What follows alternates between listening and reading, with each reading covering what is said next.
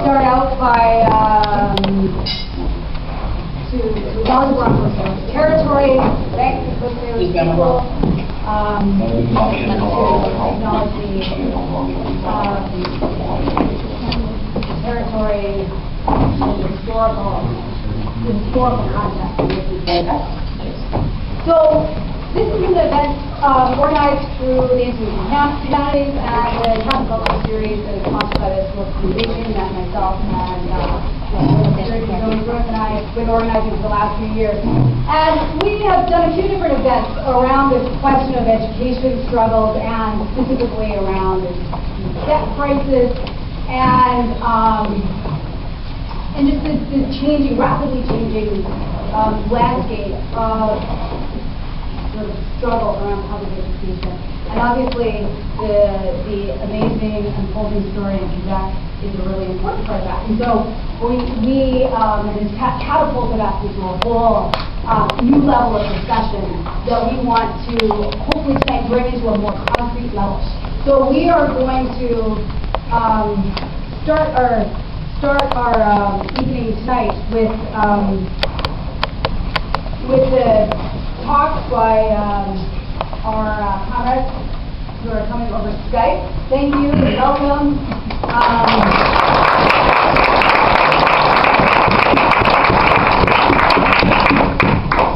And I think something that we're really looking forward to, they're going to help us to get a grasp on, because obviously the conditions here are very different than they are in Quebec in terms of where the student movement is at, and historical context, and so on. And but we're also really looking forward to hearing and learning more about the kind of organizational forms that have been in Quebec, and specifically forms of organizational forms and strategies that have driven this student strike, and also to think about the kind of long-term form of organizing that it has taken. I mean, it seems like it has erupted onto the national and global stage, but it's been many years of hard organizing work that activists have been doing. So yeah, we thought we would really like to take this chance to discuss it in our own setting and in our own context, and think about how we could also build a movement such as this. And so tonight I'm just going to say quickly what we're going to do. We're going to have our friends give their talk, give their perspective and give a talk. Then we're going to have a short question and answer period. Then they have to check out. And then we're going to organize ourselves into smaller groups. And we have a question that we are asking people to discuss in smaller groups and then bring back to the larger group, that hopefully to build a more concrete sort of movement building discussion. And I also just wanted to mention that folks have this is a discussion, this isn't a meeting, but folks have been meeting here regularly on Saturday mornings, and so also want to, who is here that has been doing the review? Oh, yeah. Okay, so these folks here, great. And so people also want to join in on those meetings. You know they're right here, so you can come and talk to them, as that's another way in which we can plug in. So then after our discussion, then we are going to go to the next Casserole, wherever that happens to be. You know where it is. And then, so I just want to introduce Enda Brophy, who is going to give us some context or background. Okay, thank you, Fiona. As I said, I want to just offer a little bit of context as to how this talk came to be. Some of us in this room were at a conference in late April in Toronto. It was called The University is Ours. It gathered exponents and people who have been involved in struggles within and beyond the neoliberal university. It gathered people from Occupy Student Debt. It gathered people from Wisconsin, and La Classe participated as well. And as one of the kind of concrete results of that conference, and one of the commitments that we took on was that we would work to develop connections and circulate certain struggles that were happening, and that we would put each other in touch we would put ourselves in touch with each other, and that we would facilitate this kind of circulation of communication and struggle. And so this is the first concrete result of that, and I want to thank our comrades for taking the time to be with us tonight. I also wanted to suggest that this is a part of a broader set of attempts to get a sense of what's happening in Quebec right now. There was a fine event yesterday evening put on by the BC Fed, which was well attended. There are the aforementioned Saturday morning meetings, which I believe are dedicated to kind of developing our organizational capacities out here in BC, and this is one of those. This is yet another effort to begin to circulate certain questions and develop our collective capacities. So, I have a couple of announcements. I want to thank Eric Lescarbeau. I don't know whether he's here tonight, but Eric autonomously developed a flyer for this event, a really wonderful flyer, and I want to thank the people who not only who circulated that flyer and who took it upon themselves to do the flyering. We really appreciate that. And if I just jump in for a second to say that he's also got a poster for the Casserole on Friday night. And I think there's been a bit of a cost incurred in producing these too, so any donations will be appreciated. I'm quite sure, however small they might be. We will talk about that, maybe get some divert some institutional funding for you. And then the other thing that I wanted to raise was the idea that that has been circulated, which it has been to have an action after this event. Perhaps others can speak more to this, but I know that there has been discussion of a casserole in support of BC teachers at the Vancouver School Board right after the event, where teachers are fighting back against cuts at a public meeting on adult education. At that meeting there will be MLAs, and I do believe our Premier, so if we do want to send her and them a message, we could do worse than to go there and show them how we feel. So perhaps that's one of the directions that this event could go in. So, having said that, I want to introduce our speakers today. Our first speaker will be Xavier Lafrance. Xavier was spokesperson for Casserole during the 2005 strike, and he is also the co-author of an excellent piece of analysis called Red Squares Everywhere, incidentally, which you may find online if you Google it. Our other participants this evening are Hugo Bonin, who is on the Assez Classé Social Struggles Committee.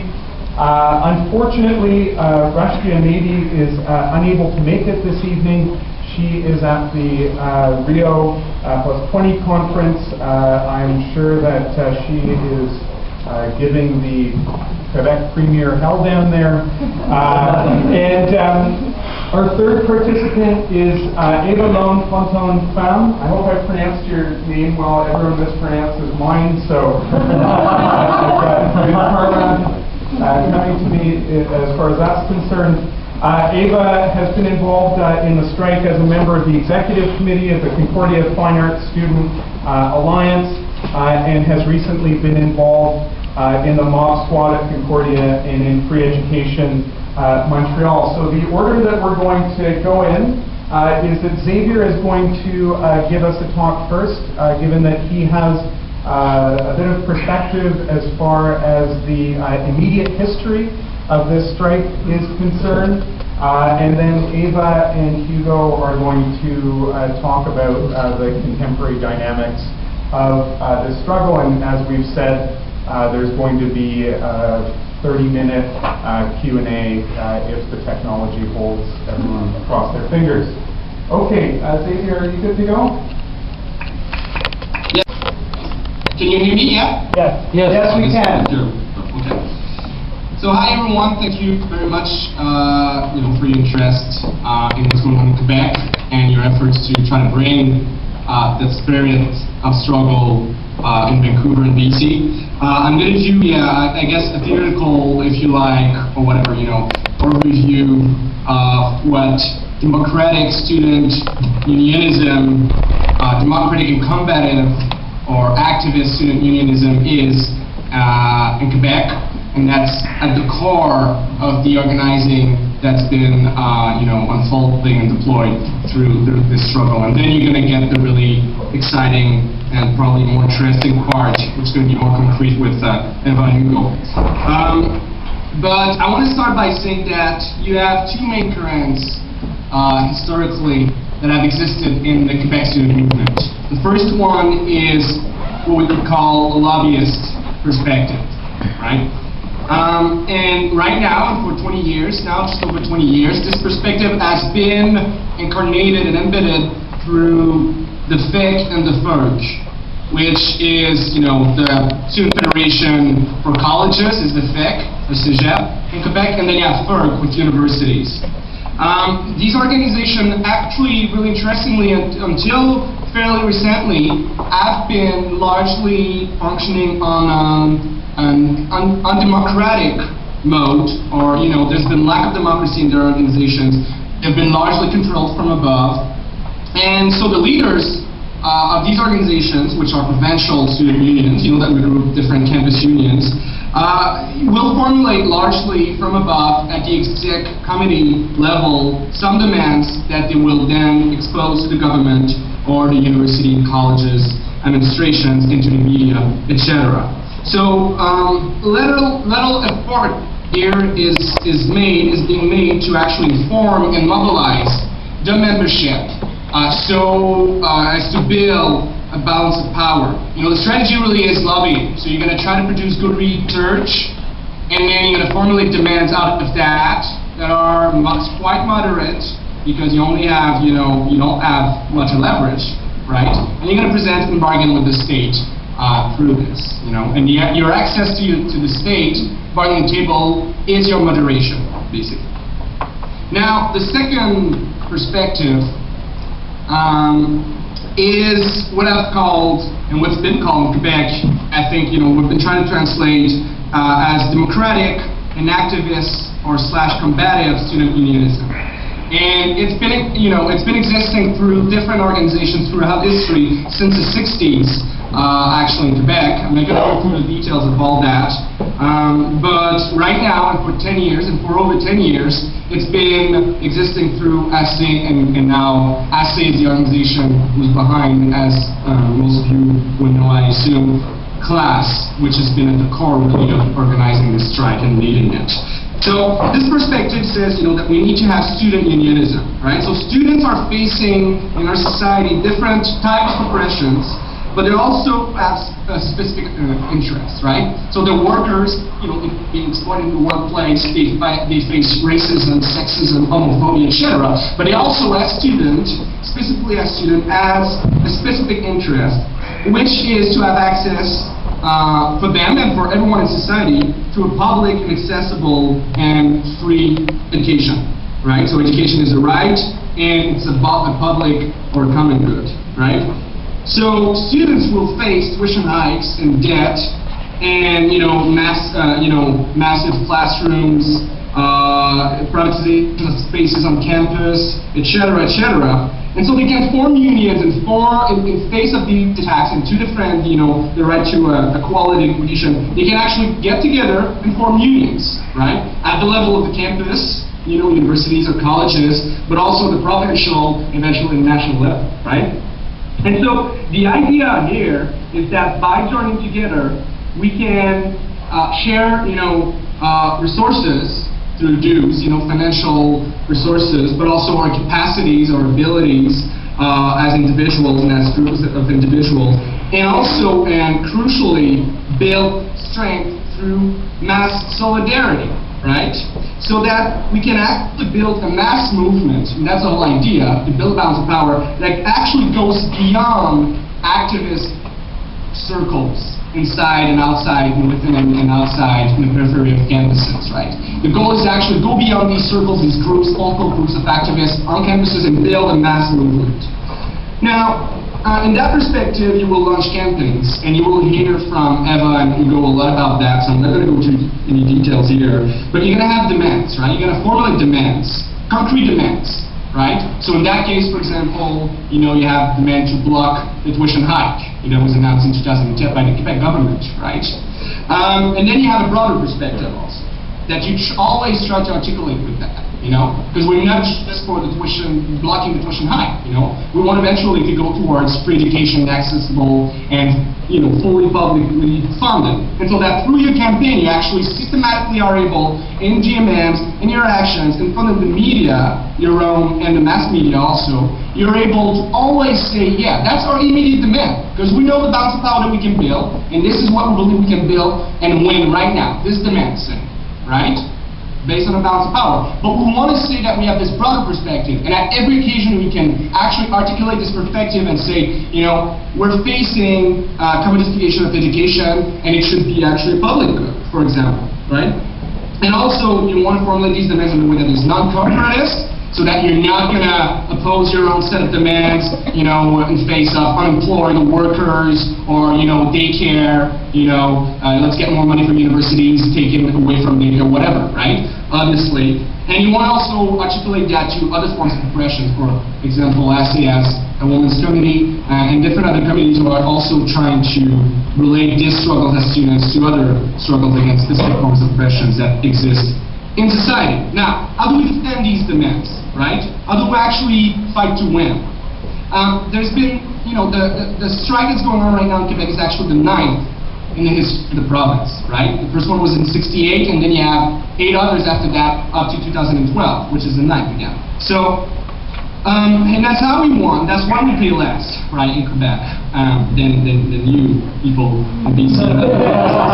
So the idea is that once you have these demands formulated, you actually build a balance of power, as I said. So the power, the basic idea is here that the power of our representatives, be it again at the provincial level on the exec committees of, or, CFS, BC, for example, or at the campus level, the power of our representatives are going to go and bargain with these people is always only that which we can provide through a collective mobilization, right?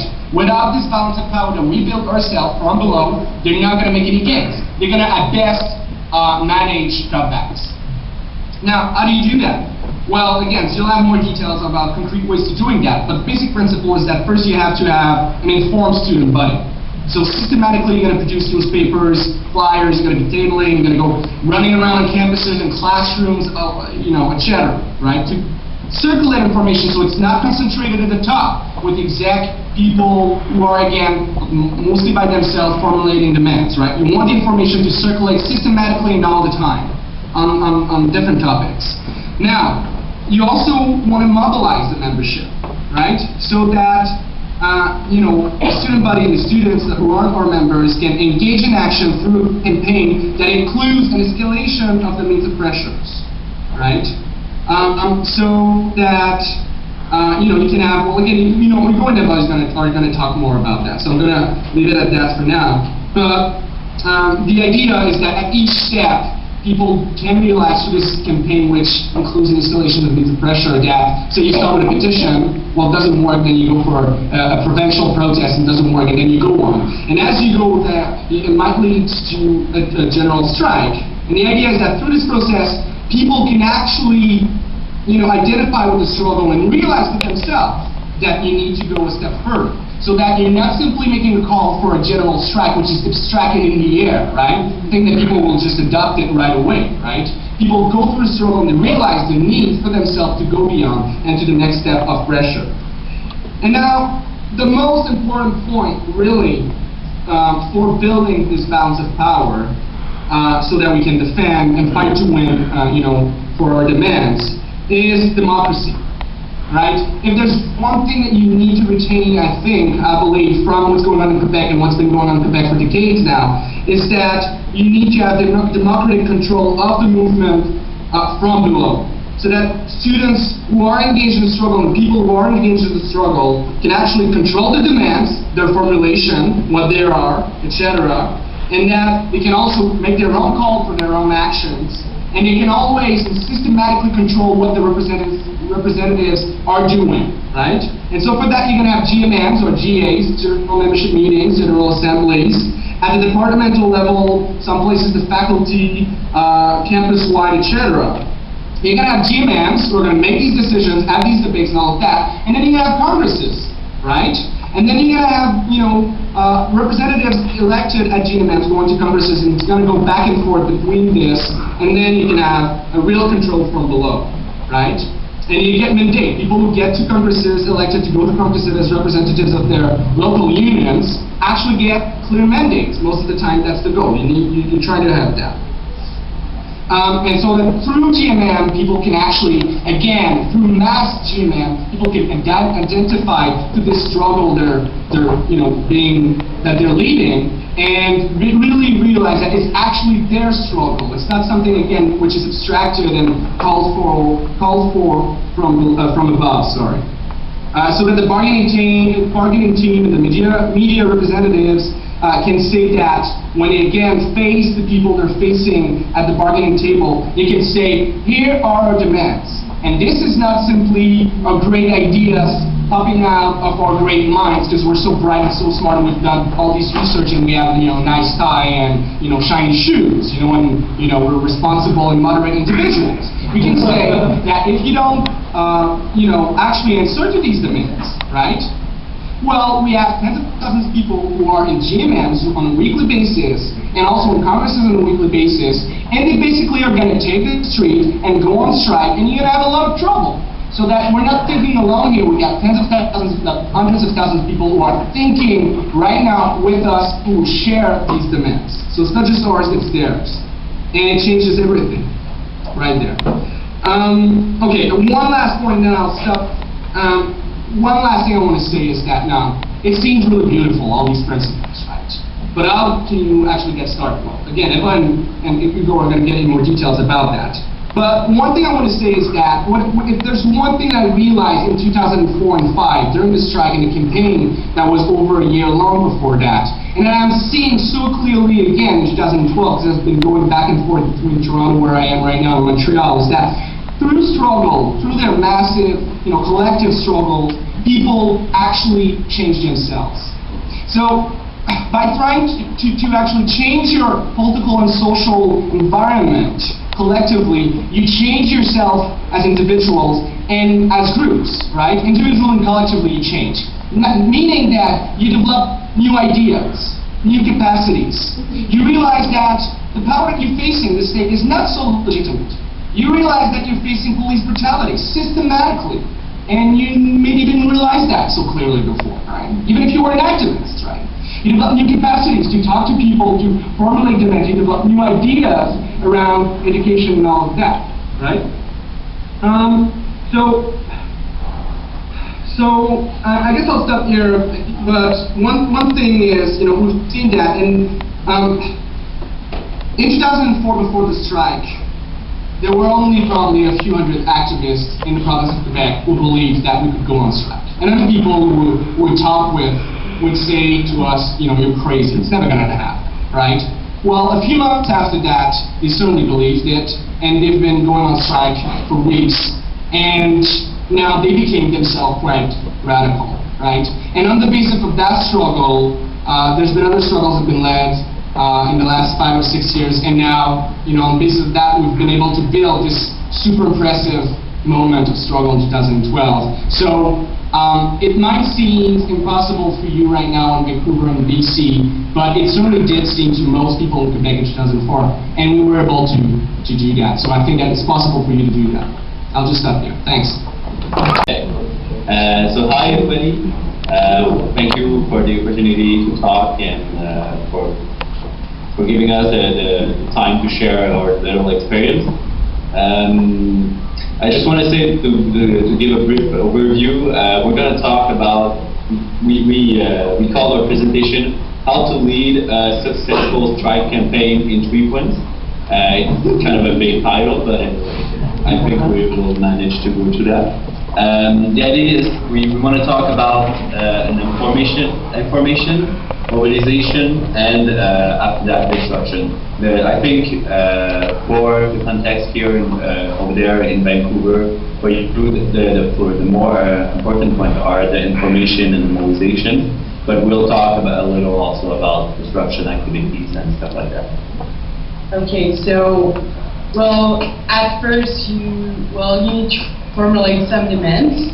For sure, well, we're always branded like full of opportunities with the no-roll agenda that we propose, like here in Quebec, to rise the tuition fees. So, like, what is really important is target an issue that relates to people, that will relate to their life and will affect them, so that people can feel they can identify with those issues, and they'll be able. It's not like something abstract, and it's something concrete that you can like really envision fighting for and against those issues or for. So this is one of the key things to find when you want to lead a successful information campaign. For sure, you need to research and people who works behind the scenes to develop like a really cohesive discourse. Based on research, you need to produce materials, flyers, websites, all those that will make that information accessible for all and comprehensive also, so that people can relate to those information. They can get informed, and afterwards they can really are empowered because they're informed, so they can go out and kind of spread the word, which is really important. Also, I think one of the key point is the point of the money. Where do you get the money to do all this stuff, actually? Because if we talk about Concordia, where we've been active in the last year, we had some people who were interested into mobilizing and doing information materials and stuff like that. But you always come back to the question of the money, and I think that's one of the thing that made the student strike successful in Quebec is that the people who were in favor of the strike also had the control of their student union, and their student union had access to a lot of funds in order to fund this campaign. So one of the way to get the money is through student union. Another one could be to try to set up financing campaigns and stuff like that, go to talk with the unions. That's some of the stuff we did in Concordia to get money, but most of it came through the student union. And it's really important to try to get the student union on board if you want to have access to these resources. So Xavier talked about it, but I think the information campaign is really the basis of a movement. If every student on the campus is informed of the issues that concern him or her and know that it's going to affect him or her, then is going to be that person is going to be more is probably going to be more easy to mobilize. And so on the point of the mobilization, I think one of the key elements is this phrase that we have over here in Quebec that said a successful campaign, a mobilization campaign,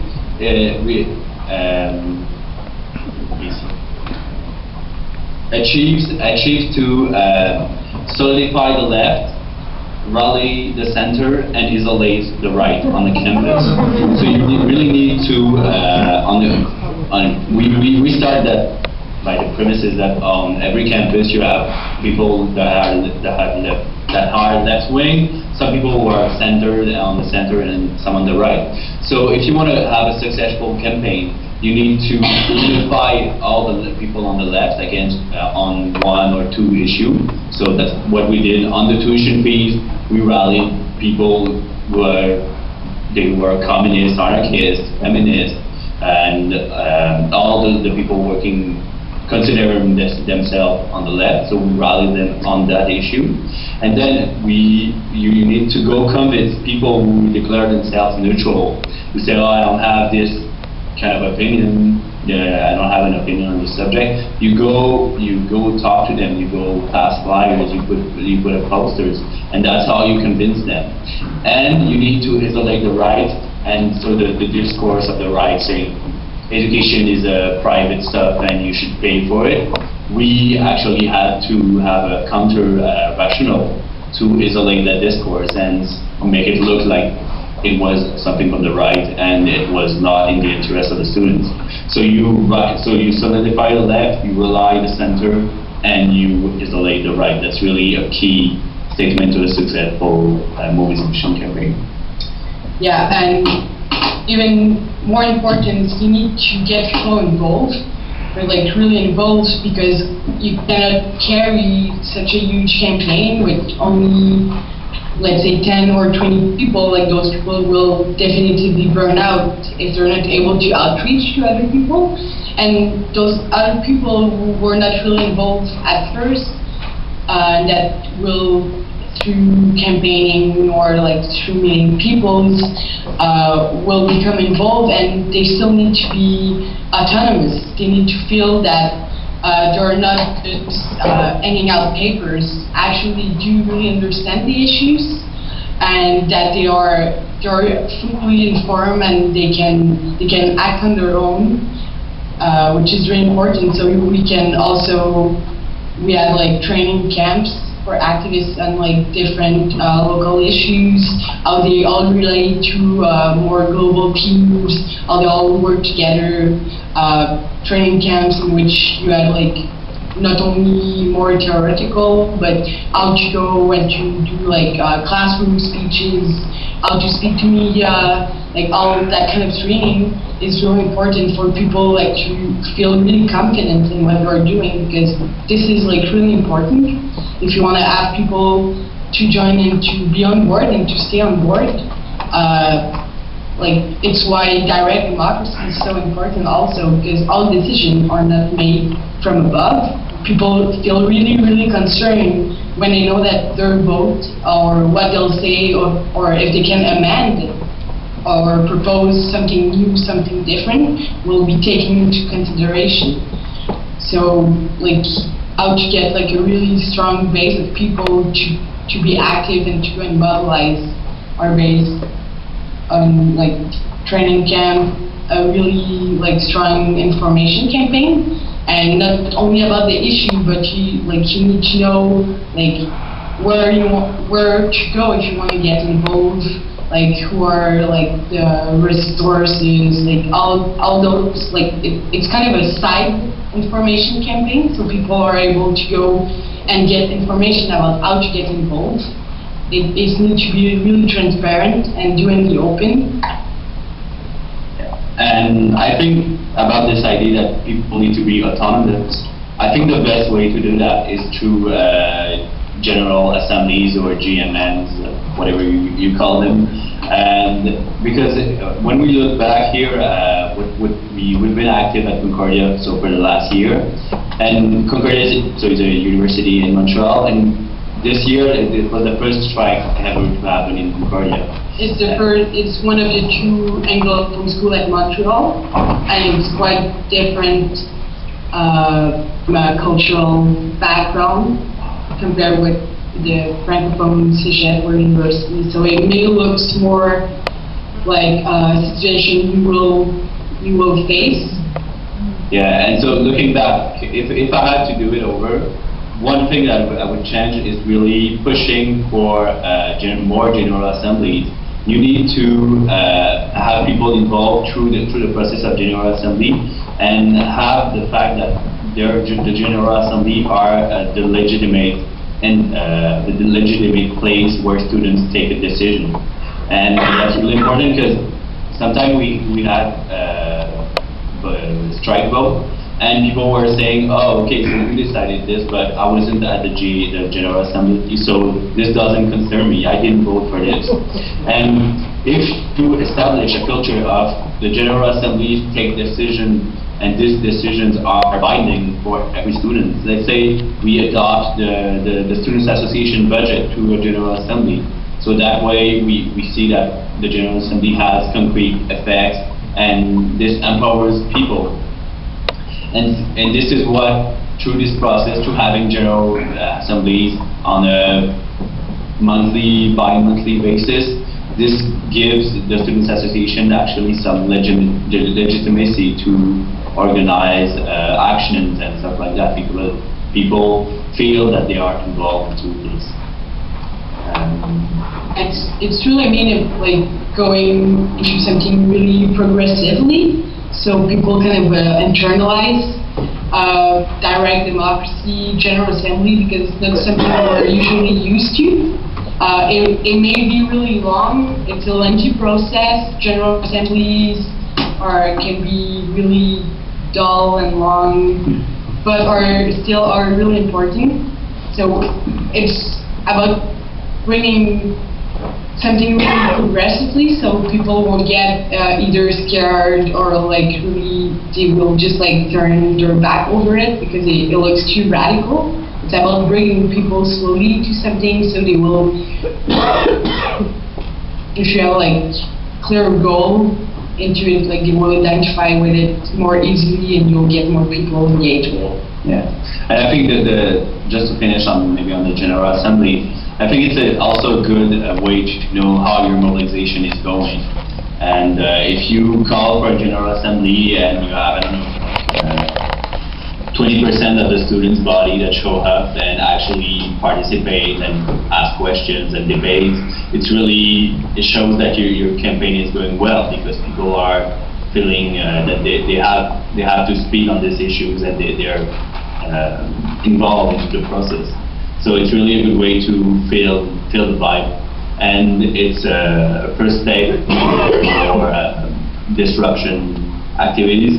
So I think we were going to talk about this a little more. We call it the fun part, but I think it's really important to focus first on the information and the mobilization, and then when you have a large base, you can go into more disruptive activities. Well, when we are talking about disruptive activities, one's chanting about demonstration, occupation, sit-in, strike, ultimately, hopefully. But those are really important because it brings really more pressure on the government to bring your issue at the table if you want to go in negotiation. But they're also important like throughout the mobilization campaign, because it's a place, if let's say you organize a small demonstration, it's a time where people get together and they all walk together for the same, like towards the same goal or occupation. So it's also a moment where people who are involved, the activists or people who are just passing around, can actually see some action. Because you need to find the right balance between action and mobilization, so no one gets too bored or it doesn't get too robotic. So yeah, there's all disruption, and it's up to the imagination what you can do. And I think a good way to start is doing small local actions. For instance, during the last 2 years in Quebec, we've seen like thousands, not maybe thousands, but hundreds of banner drops, and people, hanging banners on the buildings of their universities, or going into occupy an office of a principal or something like that to protest against tuition hikes. So this action doesn't require a lot of people. I mean, with 20 people, you can occupy any principal office, or with 3 people, you can do a banner drop. But this brings visibility to the movement, and this raises our awareness into the student population, and it gives something fun to do to people who are tired, getting up at say 7 a.m. and flying all the morning. And yeah, I think it's really important to see the strike as the ultimate weapon that the students have, because the strike requires a lot of sacrifices, even for people in favor of the strike. I mean, it's time you lost, it's energy, and a lot of energy that's put into something that you don't know if it's going to work. So it's really important to have a build-up and to see the strike as a means to an end, but really the ultimate to force the government to listen to them. We didn't really have anything else to say, so maybe if you have any questions like that. Thank you. Okay, thank you.